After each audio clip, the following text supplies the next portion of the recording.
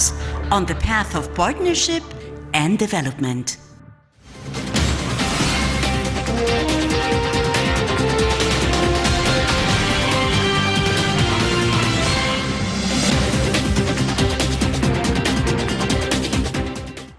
Nous allons parler de l'Ukraine, mais aussi de la Société financière internationale avant de passer au dossier de l'Ukraine. Et pour vous parler de ceci, en fait, nous avons le plaisir d'avoir avec nous, parmi nous ce soir, monsieur, vous êtes journaliste, vous êtes aussi chercheur, spécialiste des affaires politiques.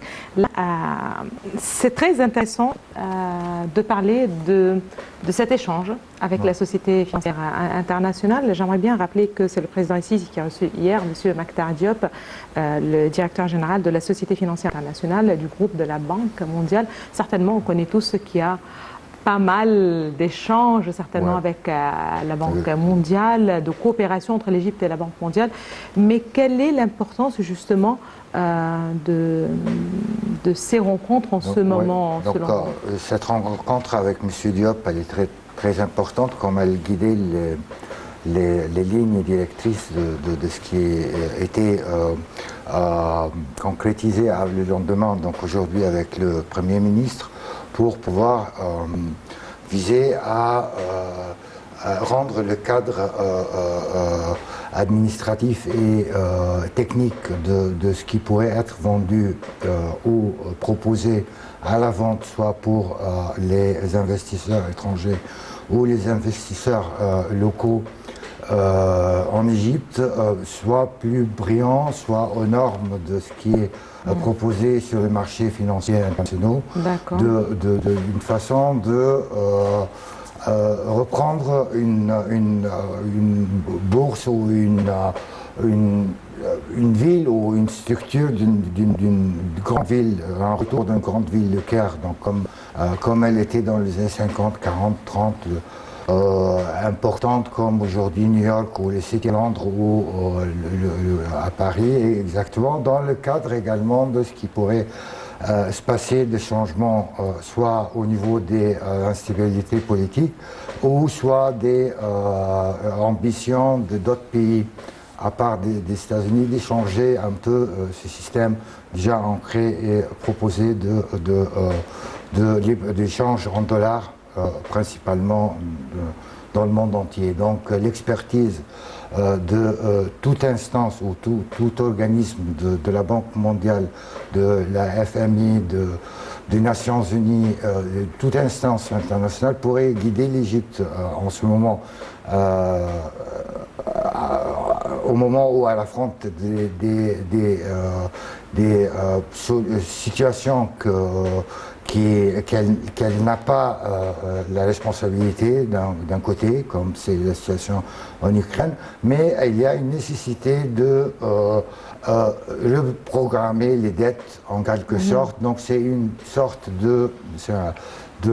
introduction à des rencontres qui pourraient se produire dans le futur, dans le cadre de peut-être avec les FMI, la Banque mondiale, le Club de Paris, peut-être le Club de Londres, selon le cadre, soit sur un plan étatique ou secteur privé ou au niveau de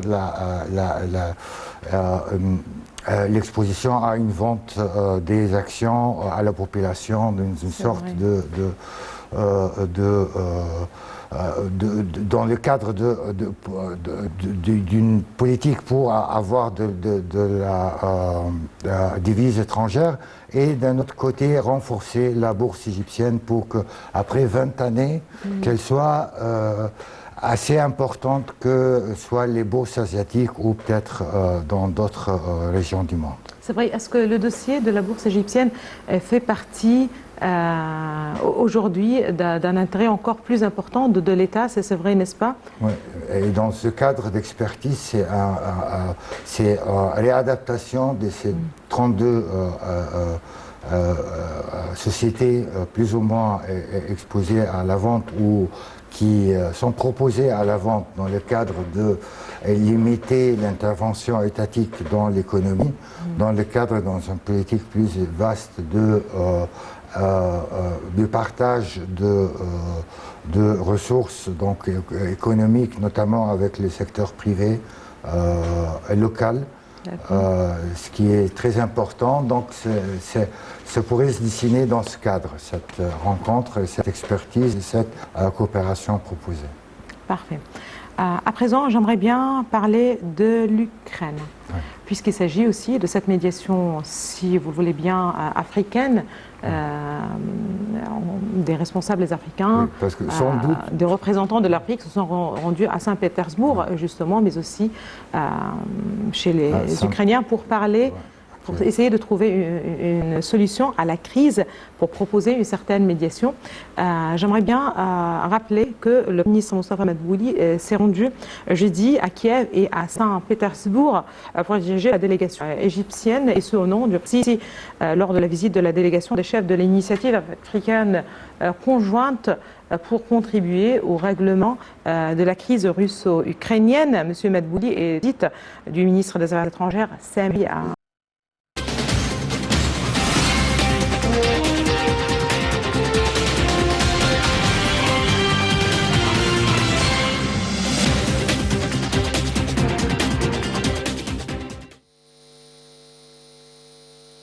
Le Premier ministre, Dr Mostafa Madbouli, s'est rendu jeudi à Kiev et à Saint-Pétersbourg pour diriger la délégation égyptienne au nom du président Abdel Fattah el-Sisi lors de la visite de la délégation des chefs de l'initiative africaine conjointe pour contribuer au règlement de la crise russo-ukrainienne.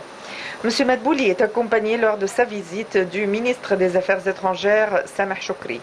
La délégation de l'initiative africaine comprend les présidents de l'Afrique du Sud, du Sénégal, des Comores, de l'Ouganda et de la Zambie, et un représentant de la République du Congo en plus de l'Égypte.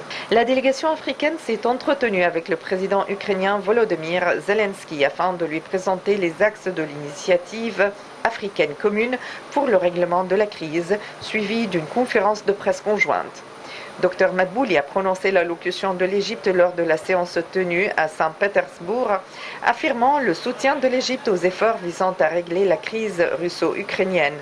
Les dirigeants africains sont conscients de la profondeur de la crise et de ses répercussions sur les deux parties belligérantes et sur le citoyen africain, c'est ce qu'a déclaré le Dr Madbouli.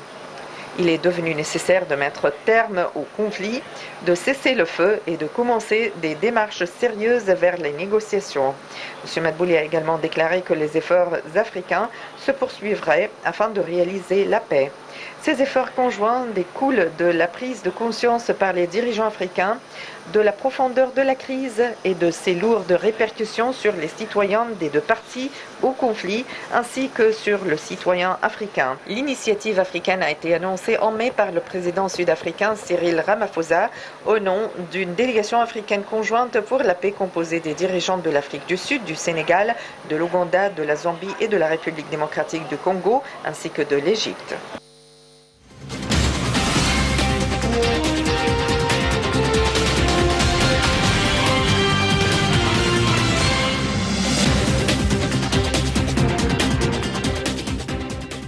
Monsieur Amri Zouheli, c'est une crise qui a affecté, a eu son impact sur l'économie mondiale. Il faut le dire, pas mal de pays du monde ont été affectés, de grandes économies suite à cette crise, ça, certainement. On ne s'attendait pas à ce que ça soit aussi cruel, si vous le voulez bien dire. Est-ce que l'Afrique était le continent où les pays africains ont été les plus affectés par cette crise? Ils ont souffert de cette guerre qui ne font pas partie intégrante ni de son déroulement, ni de son initiation.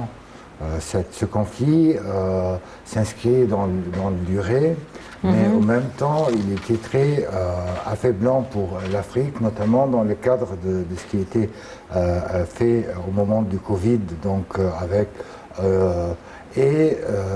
sans doute la crise des céréales entre les deux, cette guerre fratricide entre ces deux pays ou entités amis, des pays frères entre eux et qui ont vaincu ensemble le nazisme. C'était une surprise ça dure lors de cette visite, le chef d'État, notamment le président sud-africain, il a précisé que toute guerre a une fin. Donc c'est le moment aujourd'hui, après 2 années de souffrance, notamment de l'Afrique à cause de manque des céréales et la perturbation des prix des céréales sur les marchés internationaux, soit les céréales, soit les engrais. Donc l'Afrique a souffert et cette guerre est complètement contradictoire avec tous les efforts déployés par l'ensemble de l'humanité pour affronter le réchauffement climatique et également arrêter au maximum les conflits pour se diriger dans un sens du développement durable de la planète en tenant conscience de cette dangerosité de la situation actuelle qui se manifeste avec les inondations, soit au Pakistan, soit partout dans le monde. Donc, ce dérèglement climatique, l'être humain est responsable sans doute de cela, et sa responsabilité augmente avec sa condition de faire la guerre et non pas la paix. À investir dans la machine dangereuse de meurtre, de destruction, au lieu de bâtir des jardins et de construire des villes saines et plus habitables aujourd'hui. L'Afrique est un continent qui a souffert dans la durée, parce qu'il a souffert énormément de la colonisation, il a souffert de l'esclavage, il a souffert pendant des siècles de la information ou désinformation sur sa culture, en proposant une lecture de sa propre culture comme inhumaine, ou qui est le plus la vitrine, comment dire, l'exposition la plus visible de cela est dans les films des années 30 ou 40 américains, notamment. Ce racisme donc existait dans le cinéma au début du siècle, etc. Le nazisme, c'était pas un mensonge, ça a été la cause de la Deuxième Guerre mondiale. Donc il faut arrêter tout cela et dénoncer le racisme, le terrorisme et la guerre pour une seule fois pour toutes, et se diriger dans un sens du développement durable de la planète. Et cela ne pourrait se faire que à travers une union sacrée de l'ensemble de l'humanité qui impose une paix et une négociation immédiate entre Russes et Ukrainiens, avec des propositions qui étaient proposées par le président sud-africain, zambien et le premier ministre égyptien, entre autres représentants africains, comme une continuité de ce qui a proposé l'ensemble de l'humanité,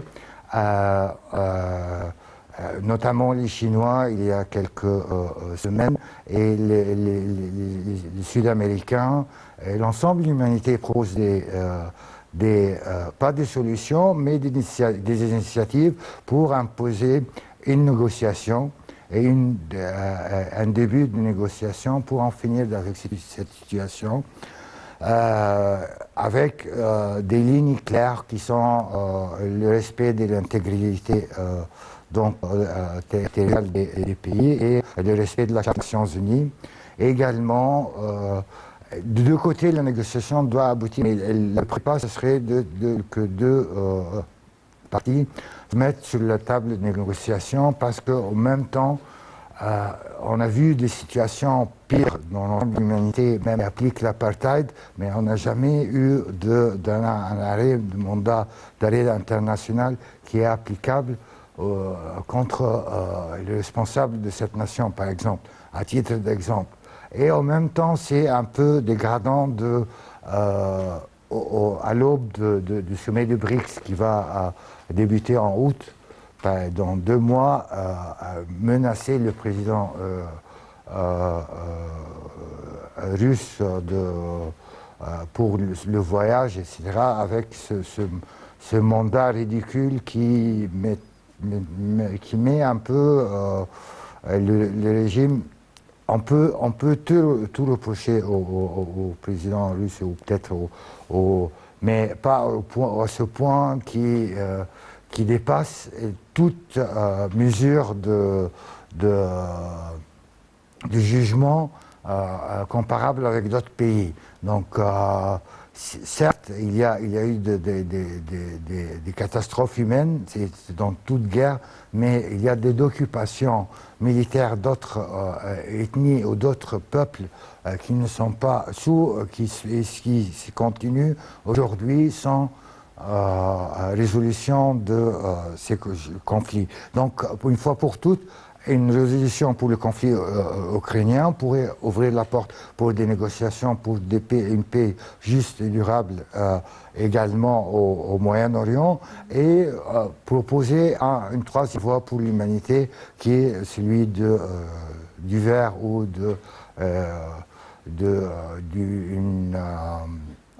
ouais.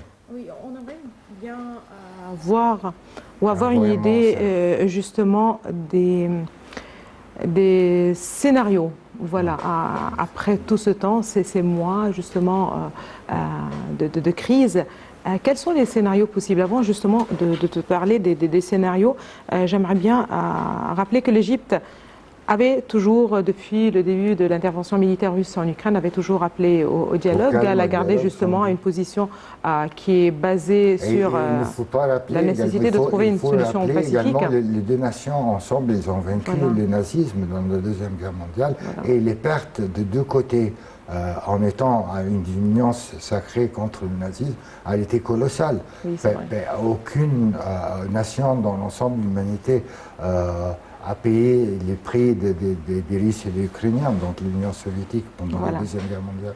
À présent, j'aimerais bien revenir sur la position de l'Égypte vis-à-vis de ce conflit. Tout de suite, un commentaire signé Salih Hamed et Shamselim.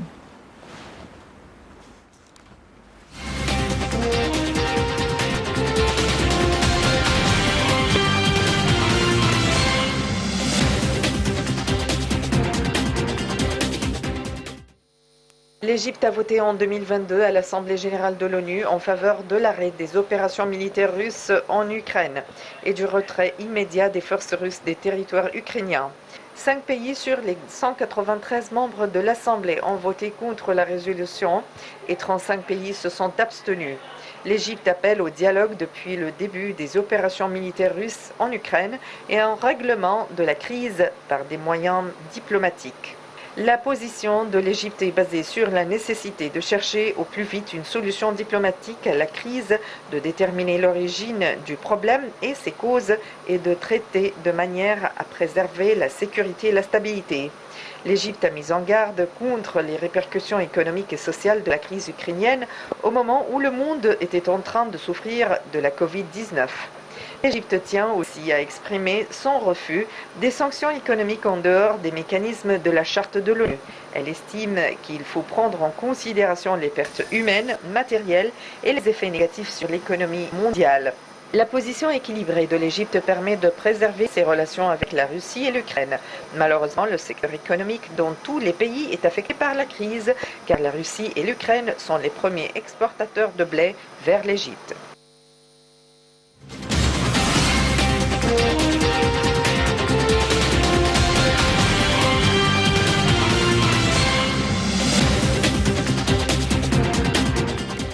Si l'Égypte essaye et cherche à trouver des alternatives justement pour arriver et essayer de parvenir à une certaine autosuffisance en blé, à titre d'exemple, ça reste un petit peu difficile, mais le processus a commencé et certainement les choses ont changé au cours des derniers mois. Ouais. Mais en général, la crise persiste encore. Et là, vers la fin juillet, il va y avoir aussi le sommet Russie-Afrique. Donc, encore une fois, des échanges, peut-être qui... Est-ce que vous pensez qu'une telle médiation, en fait, c'est-à-dire, est-ce qu'une telle médiation puisse justement Ouais. pousser, Oui, elle est aider, bénéfique. encourager justement les pays à... Toute médiation est bénéfique pour résoudre un problème et une situation. Très bien. Ce qui compte en politique et en diplomatie, c'est la capacité à résoudre les problèmes et de proposer des solutions en permanence. Donc, je pense, dans le cadre de la diplomatie internationale, soit au niveau de l'ONU ou soit au niveau de diplomates de l'ensemble de l'humanité, puisqu'il y a un engagement planétaire pour arrêter cette guerre qui n'a pas de sens, sans doute, sauf pour quelques bénéficiaires de ce conflit. À part cela, cette guerre n'a que des conséquences néfastes pour l'ensemble de l'humanité.